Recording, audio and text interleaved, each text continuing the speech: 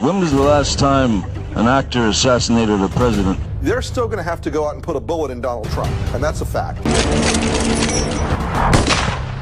Look as his character is stabbed to death. Where is John Wilkes Booth when you need him? That's it right there. Pull it up. I have thought an awful lot about blowing up the White House.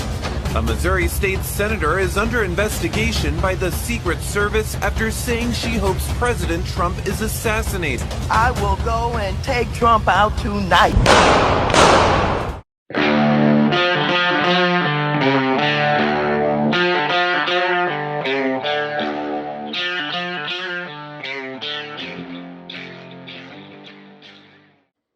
Hello, everyone. This is Lad Dilgard. Welcome to another episode of Stand and Speak. I'm coming to you after reading today's headlines. Cops find explosives in car near Trump rally on Long Island after second assassination attempt. Police reportedly found explosives in a car near former President Donald Trump's rally site on Long Island ahead of his speech on Wednesday evening. If it is confirmed, it would be the latest shocking security breach and comes just 3 days after a would-be assassin was arrested after stalking the former president with a rifle as he golfed at his Palm Beach golf club. So here we have the third attempted what looks like to be the third attempted assassination on this former president in just a couple of months. We don't even have all the answers from the first one, which was the investigation of which was stonewalled by the Secret Service director who resigned quickly after a disastrous presentation at Congress where she stonewalled and evaded questions. The second Secret Service director is not much better. This is a sickening twist in United States politics. Despite the media and Democrats' very aggressive denial, these assassination attempts are a direct result of the vicious rhetoric directed at Donald Trump for at least 8 or 9 years. Enemies of the state. Calling him Hitler, basically saying that he should be taken out or he should be shot, or where is Lee Harvey Oswald when we need him, things like that. I'm going to play to you some clips of Democrats and their rhetoric over the years and read some rhetoric from a long list of Democrat leaders.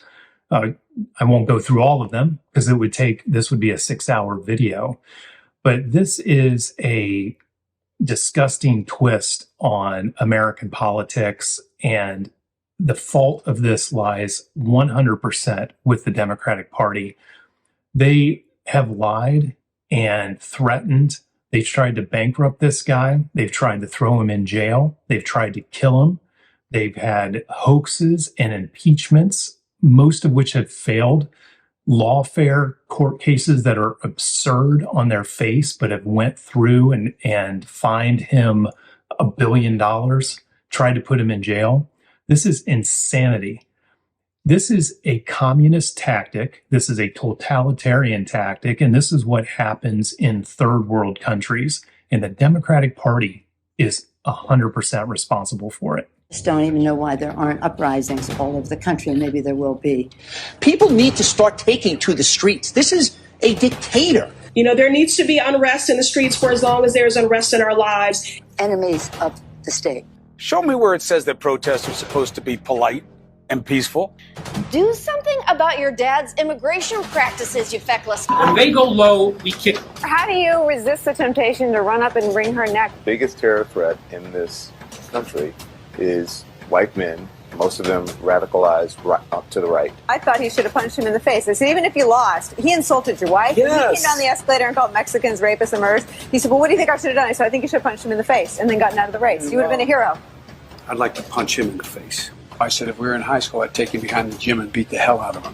Punch some people in the face! When was the last time an actor assassinated a president? They're still going to have to go out and put a bullet in Donald Trump, and that's a fact. Look as his character is stabbed to death. Where is John Wilkes Booth when you need him? That's it right there. Pull it up. I have thought an awful lot about blowing up the White House. A Missouri state senator is under investigation by the Secret Service after saying she hopes President Trump is assassinated. I will go and take Trump out tonight. And if you see anybody from that cabinet in a restaurant, in a department store, at a gasoline station, you get out and you create a crowd. And you push back on them. And you tell them they're not welcome anymore, anywhere. And sadly, the domestic enemies to our voting system and our honoring our Constitution are right at 1600 Pennsylvania Avenue. They're not going to stop before Election Day in November, and they're not going to stop after Election Day. And that should be, everyone should take note of that on both levels, that this isn't, they're not going to let up, and they should not. If you think we're rallying now, you ain't seen nothing yet. So there's an example of some videos, some audio and videos of what we are up against with the Democratic Party. And I want to roll through a couple of others for you to show that this behavior is 99.99% on the left, and there is maybe an occasional Republican kook out there, but I'd be hard pressed to find one. Steve Scalise was shot by a Bernie Sanders supporter. Rand Paul, he was attacked by his neighbor who was an ardent Democrat and who really hated his politics. Supreme Court justices who were going to vote to overturn Roe v. Wade, there was threats on their lives. We could go on and on and on, but the attacks are coming from the left. You can go to Brazil when Bolsonaro, who is a Trump kind of guy, was stabbed in a parade down there when he was running a few years ago. But violence is a tool of the left, just like censorship is. They can't compete on ideas. They can't compete on facts. They can't articulate policies that people like. So what do? They sue, they criminalize, they threaten, they kill, they attack. I'm on various social media platforms, including X, @LadDilgard. And every time somebody disagrees with me, I post something, facts or analysis on something. When I get a disagreement, it has a name in it. Like, hey, numbnuts, I got one of those today. Asshole or whatever. I mean, like just about every single one of them. So what we're dealing with here is a low intelligence Democratic Party who are sheep herded into the communist mindset, bullying their way to power in any kind of deceitful means possible. So here I'm going to read some quotes for you to show you what I mean from leaders and how, and you can, it doesn't take much of a logic leap to jump forward to why Donald Trump has had, was within half an inch of his head being blown off and had a rifle aimed at him on a golf course. And now apparently there's explosives near where he was going to speak. Before I read these off, I want to clear up a couple of lies that the media has been telling us about the Trump assassination attempts. The guys trying to shoot Trump were not Trump supporters and they were not Republicans. Apparently the guy at the golf course, he voted for Trump or said he did in 2016. He had a Biden-Harris sticker on his car or on his broken down pickup truck. He donated to 19 leftist causes over the last couple of years. He was big on the Ukraine war and really wanted to go over there and fight, but he was too much of a coward to do so. This guy was a deranged left-wing lunatic. Trump and Vance did not inspire the bomb threats on Springfield, so that's not justification of shooting the former president of the United States. All of this nonsense about the dogs and cats and Trump saying it in a debate is ridiculous. Governor Mike DeWine of Ohio came out and unequivocally said that there was 33 bomb threats. All of them were hoaxes. All of them were from overseas. And if I understand this correctly, all of them were from the same person.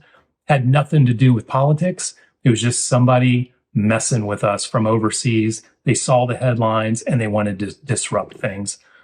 And then the third thing is Trump does not deserve to be killed. He's not Hitler. He's not going to get into power and never relinquish it. He didn't try to overturn an election. All of that is garbage. Let me read to you a few quotes that has directly resulted in multiple assassination attempts. One of them this close to being another JFK on Donald Trump. Representative Steve Cohen, Trump is an enemy of the United States. Representative Maxine Waters, are Trump supporters preparing a civil war against us? Well, that's not incendiary, is it? Representative Debbie Wasserman Schultz, Trump is an existential threat to our democracy. Now, if there's an existential threat to this beautiful country, our freedom, our liberties, our capitalism, our wealth, if you really believe what Debbie Wasserman Schultz says here, that he's an existential threat, and this is something Democrats in their media propaganda outlets have been saying for 8 or 9 years, existential threat, it's going to go away. If Trump, the whole democracy is going to go away if Trump gets elected. That is nonsense. Absolute nonsense. Representative Adam Schiff of Russia collusion fame. Trump is the gravest threat to our democracy. Representative Gregory Meeks. Trump cannot be president again. He is an existential threat to our democracy. Representative Dan Goldman. Trump remains the greatest threat to our democracy. Representative Annie Kuster, Trump and his extreme right-wing followers, all 74 million of them who voted for him, pose an existential threat to our democracy. So there, Annie hits it on the head for us. When Trump says that they're coming for him to get to you, that's what he means. So Annie Kuster, Representative Annie Kuster, puts it in no uncertain terms that all of us and Trump are existential threats to democracy. They call us Nazis. They call us fascists. They call us this and that. And this is a result of the political violence from the left on Trump, on Steve Scalise, on Supreme Court justices, on Rand Paul, and many others. The left is a violent, communist-inspired, totalitarian, censoring machine that wants to shut you up. And if they can't shut you up, they'll kill you. Senator Michael Bennet.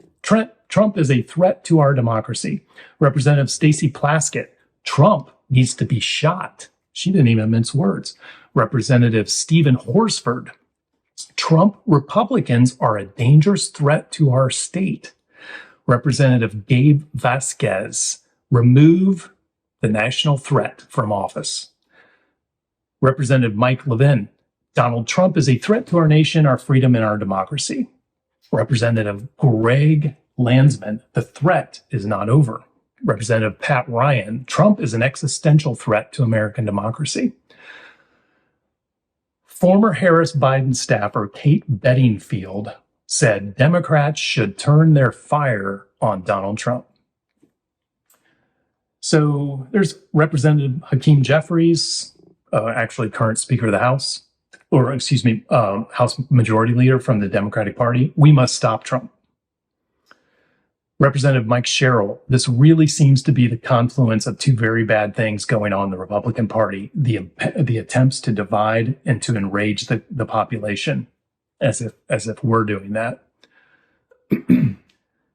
Lester Holt, NBC Nightly News. Today's apparent assassination attempt comes amid increasingly fierce rhetoric on the campaign trail. Mr. Trump, his running mate J.D. Vance, continue to make baseless claims on the cats and dogs and all of that stuff. So it's Trump's fault that someone shot at him, not unlike it's the fault of the rape victim for wearing a short skirt or something like that. So it's Trump's fault. If he would just change his behavior, then he wouldn't get shot at. It's not the overwhelming political violence and rhetoric coming from the left and the actual physical attacks that come from people who vote Democrat, people who are Biden, Harris, and Obama supporters. It's Trump's fault. It's our fault. So I think you got a taste of how I feel on this. I'm getting like everybody, I'm very enraged at these attacks. I'm just as enraged at the cover-ups, at the lack of Secret Service protection, the failures of the bureaucracy and the Biden administration to protect our former president. We had a guy, Benny Thompson, representative, who actually tried to take Secret Service protection away from Trump. He put a bill forward to say, why don't we just, hey, this guy's under indictment for all these absurd legal cases. Let's take his Secret Service protection away. Now, if that isn't an open invitation to shoot this guy, to take him out, to take down his guard, I don't know what is. Take away his Secret Service protection, put him in jail, bankrupt him, shoot him, indict him, impeach him. This is what your Democratic Party has become today. This is not the party of JFK, FDR. This is not a first world, liberty-based, First Amendment, constitutional political party. This is a party of communism, of totalitarianism, and censorship. So I will tune in again when we know more about this bomb threat and this what appears to be this latest assassination attempt on Trump.